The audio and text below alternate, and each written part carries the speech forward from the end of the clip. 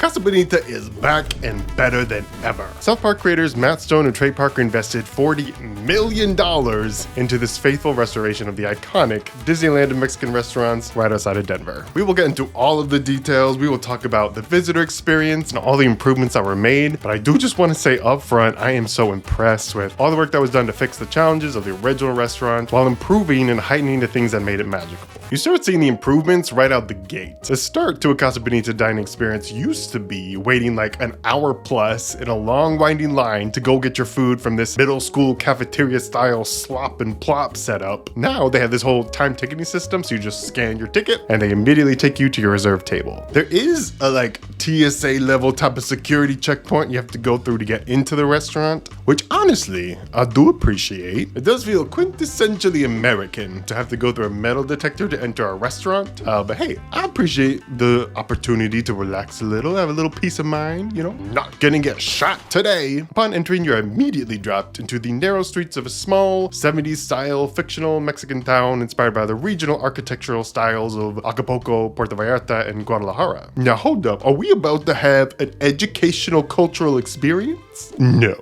This is the Disneyland of Mexican restaurants. So just like Main Street USA isn't an authentic representation of small town America, Casa Bonita is the heightened, concentrated, fictional idea of a Mexican town, all squeezed down into what is essentially a Costco-sized building in a suburban strip mall. It's super immersive, super fun, but you're not like perplexed why they don't stamp your passport at the door, right? Walking in, you start seeing the attention to detail that went into this restoration right away. Every inch of this place is themed and no expense was spared. You know, a normal, boring exit sign is a lot cheaper than the theme version, but time and time again, when presented with the cheap option or the themed option, they went with the theme. That's what makes this place so immersive. It's also why it cost $40 million. I was taken up to my table, which I thought was pretty awesome. Up high, looking out over the mariachi band. It turns out pretty much all the tables here are awesome. No two spots are alike, and the variation in dining areas means you could come here like every week for a year and have a totally different experience every time. It's everything from tables on the rooftops, to the mines, to the caves, to the sort of VIP premium dining referred to as cliffside dining. Fair warning on that, when I booked my tickets, cliffside dining appeared to be booked for,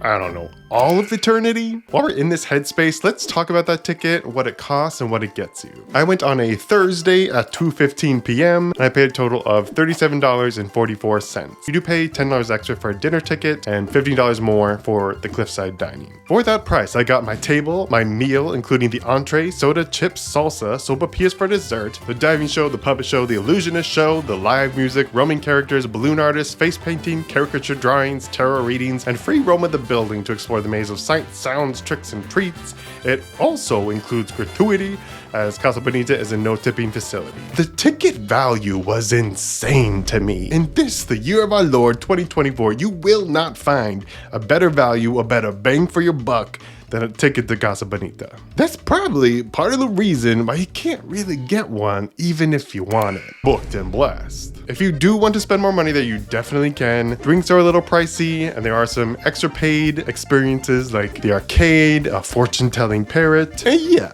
they got a gift shop. The gift shop was popping. And I will say, people were already walking around rocking the merch. Actually, now that I say that out loud, they might have just worked there. Regardless, people are buying the t-shirts, okay? All right, let's talk about the food. It's good. Old heads remember, going to Casa Bonita, you're essentially paying to get foodborne illness. You did not go to this restaurant for the food. You went in spite of it. On top of completely gutting and rebuilding the kitchens, a brand new menu was crafted by 6-time James Beard Award nominated executive chef Dana Rodriguez. It is night and day, and it comes fast. But it felt like before I had even finished placing my order, the food was at my table. They have a whole technologically advanced order system they do in the tablet. Your order is in before the waiter leaves the table, and it's a limited menu so they can keep the food prepared fresh, build the plates quickly, and get it straight to you. I'm getting wined and dined. A 7-item menu makes a big difference with efficiency. I mean, you order at the Cheesecake Factory, and some poor soul has to go dig your frozen tilapia fillet out of the bottom of a freezer out back. I did, in a very Caucasian-like way, order the taco salad. Listen, there's food for everybody at Casa Bonita. Okay. Extraordinary. Portion sizes are rather substantial. especially considering it's all included in the ticket. The only thing I was able to finish were the sopapillas. That's just because at that point I was so full. I told them, please just bring me one. They did bring me two because they were going above and beyond. The service really was incredible from checking in to eating my final sopapilla. They still use the flag system where if you need help with anything, you just put the flag up and somebody comes right over, and they are on it. I wanted to get like a cute little video of the food with the flag, so I just put it up. Somebody came right over and was like, can I help you with anything? I just say my out apology and be all, I'm sorry, just being like the worst type of person there is, a vlogger. Great food, great service, all-inclusive meal, no waiting.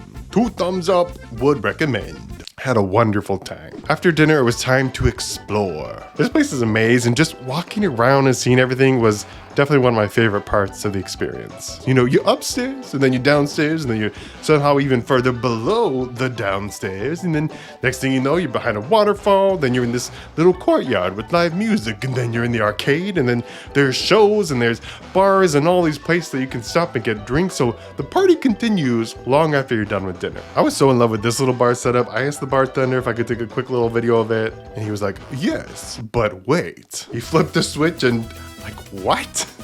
There's so many little like magical surprises throughout this place. There are also performers wandering the restaurant in character. They'll interact with you and give you some information on the deep character lore that apparently exists in the Casa Bonita universe. If you, like me, are looking to avoid such interactions, they're pretty easy to spot. There's one. I think this aspect is probably more fun for kids or, you know, small groups of drunk adults. Speaking of characters, there are some obligatory references to South Park. There is a terrifyingly large statue of Cartman, and you can take a selfie with Man Bear Pig, South Park's famed allegory for climate change. This place is a fever dream. Black Bart's Cave is one of the iconic attractions carried over from the original restaurant. Think of it as a miniature haunted house style walkthrough. I, as a 29-year-old adult man, did not find it particularly terrifying, but I will say as I was going in, there was a small screaming child in tears running out the entrance with his mother in tow, so I guess it might be scary if your kid's a little wimp. The cave spits you out right by the Puppet Show Theater, where you cannot film the show. I knew this ahead of time because I had emailed the location, just making sure I could film with my camera setup. I asked if any areas were out of bounds. Puppet Show is a big no, and security is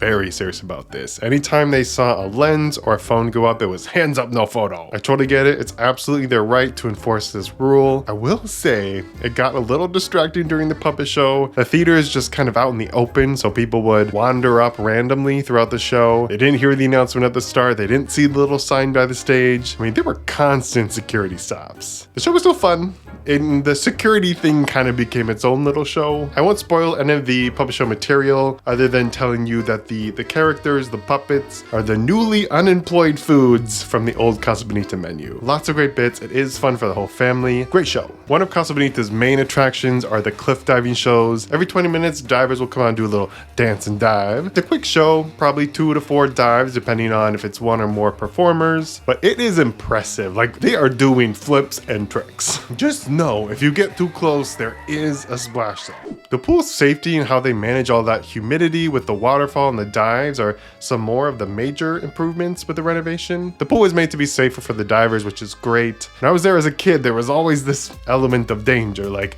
one little slip could have changed the trajectories of all of our lives forever. You know, now instead of being reminded of your own mortality, that life is fragile and death comes for us all, you just get to enjoy the show. And I don't know what kind of military grade dehumidifying HVAC system they got running, but the entirety of Casa Bonita no longer smells like chlorine and mold.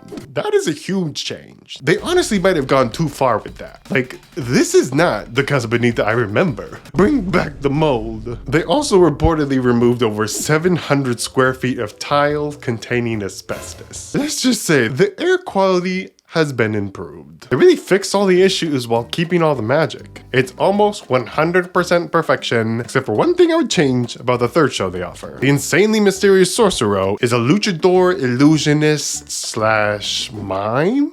Question mark? The no talking aspect was not made clear before the show started. The first half of the show kind of bombed. Like, people didn't really know how to react when the performer wasn't talking. It's a comedy show, so people were like waiting to hear the punchline, but it's like, no, the visual gag was the joke. The audience did eventually warm up, and by the end, people were definitely enjoying the show. So my unsolicited advice is to communicate to the audience in some way before the show starts that Sorcerer is a mime who does not talk, and that's okay. Nobody is going to die because the person on stage is not talking. Just everybody just relax and enjoy the bits. The new and improved Casa Bonita really exceeded my expectations from start to finish. I'm so glad I was able to get tickets. I'm not alone in having lots of fond, nostalgic memories of this place, and I really think they did the renovation right. The lines are gone, accessibility is improved, the kitchen has been modernized, the food is delicious, the building's all fresh and clean, and they still have the cliff diving, the flags, the sopapillas, the live mariachi, Black Bart's cave, the puppet show, the game room. All the good things are still there, except